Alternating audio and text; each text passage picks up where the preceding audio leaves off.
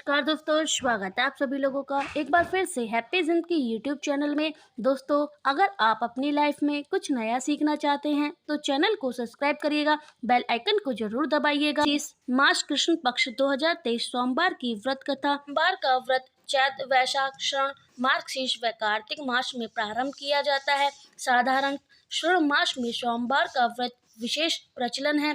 भविष्य पुराण का मत है कि चैत्र शुक्ल अष्टमी को सोमवार को अद्र नक्षत्र हो तो उस दिन सोमवार का व्रत आरंभ करना चाहिए। व्रत करने वाले स्त्री या पुरुष को करना चाहिए कि जो सोमवार का व्रत प्रातः काल काले तिल का तेल लगाकर स्नान करे, विधि पूर्वक माता पार्वती शिव का पूजन करे। मम श्रेष्ठ विजय पुरुष व्रत सोमवार करिष्ठ से संकल्प करे, शिव पूजन करे। ओम नमो दशा भुजा त्रिनेत्र पद्माश सुलेशु से ध्यान करें और ओम नमः शिवाय से शिव जी का ओम नमः शिवाय, उमा पार्वती जी पृष्ठ पूजन करें। इन्हीं मंत्रों से शक्ति अनुसार जाप और हवन भी करें। किसी बाग बगीचे में जाकर या घर पर एक व्यक्ति को भोजन करें। इस प्रकार से सोमवार के व्रत को पूरा करें, फिर उद्यापन करें। इस व्रत के प्रभाव से मानवों को सही प्रकार की सुख प्राप्ति होती है। ग्रहण आदि जप, हवन, उपासना, दान आदि तत्व करने से जो फल मिलता है वही सोमवार के व्रत से मिलता है।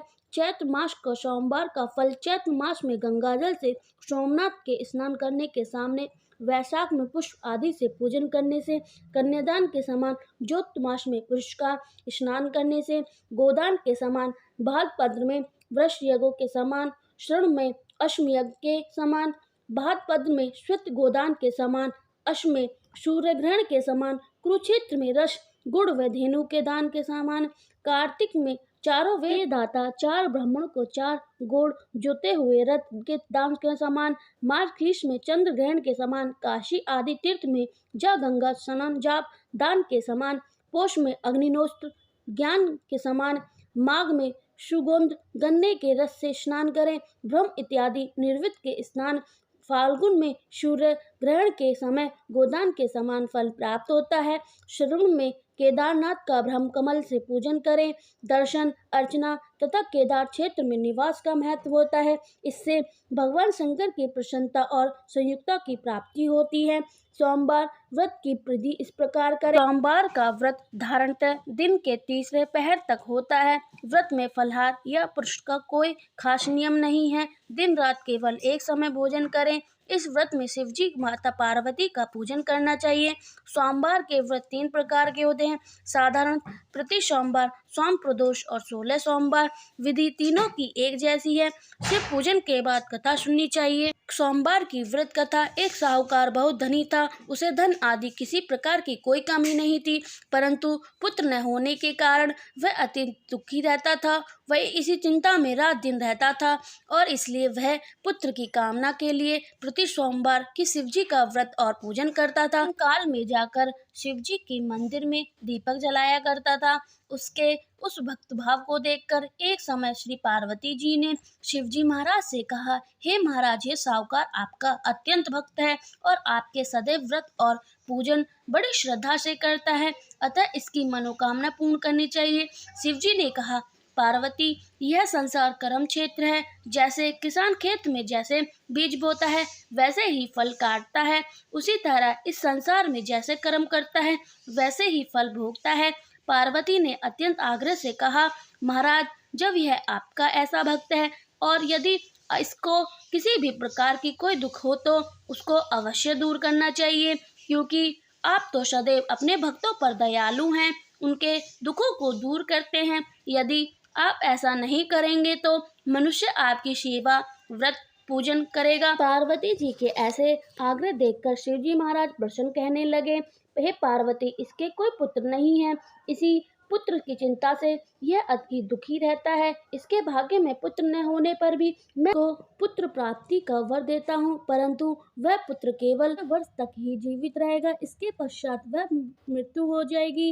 इससे अधिक मैं उसके लिए कुछ नहीं कर सकता। यह सब साहूकार सुन रहा था। उसको कुछ प्रसन्न हुई और न ही दुखी हुआ। वह पार्वती वैसे ही शिवजी महाराज का सोमवार का व्रत और पूजन करता रहा।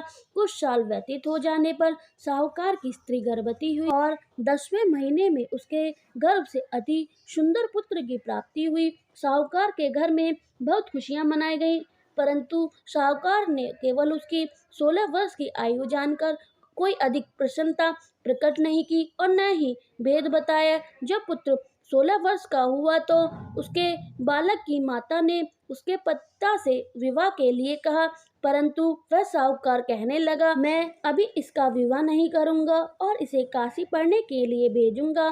फिर उस साहूकार ने उसे साले अर्थात बालक के मामा को बुलाकर उसको बहुत सा धन देकर कहा, तुम इस बालक को काशी पढ़ने के लिए ले जाओ और रास्ते में जिस भी जगह पर जाओ और वहां पर यज्ञ करता दान देते हुए और ब्राह्मण को भोजन कराते हुए जाना।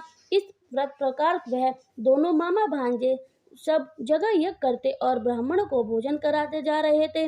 रास्ते में उसको एक शहर दिखाई पड़ा। उस शहर के राजा का कन्या का विवाह था और दूसरे राजा का लड़का जो विवाह के लिए बारात लेकर आया था वह एक आंख से काना था। लड़के के पिता को इस बात की चिंता थी कि वह कहीं वर को देख के कन्या के माता पिता विवाह के में किसी प्रकार की अड़चन पैदा ना कर दे।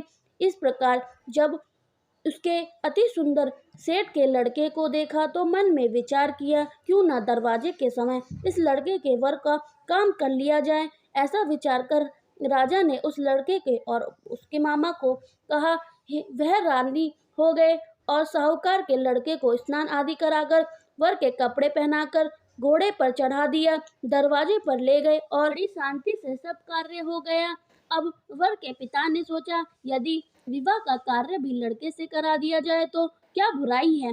ऐसा विचार करके उसके मामा ने कहा, यदि आप फेरे और कन्यादान का काम भी कर देंगे तो आपकी बड़ी कृपा होगी और हम इसके लिए आपको बहुत सा धन देंगे। उसे यह स्वीकार कर लिया और विवाह का कार्य बहुत अच्छी तरह से हो गया। परंतु जिस समय लड़के का जाने लगा तो उसने राजकुमारी की चुनरी पर पल्ले पर लिख दिया कि तेरा विवाह मेरे साथ हुआ है, परंतु जिस राजकुमार के साथ तुम भेजोगे वह एक आंख से काना है।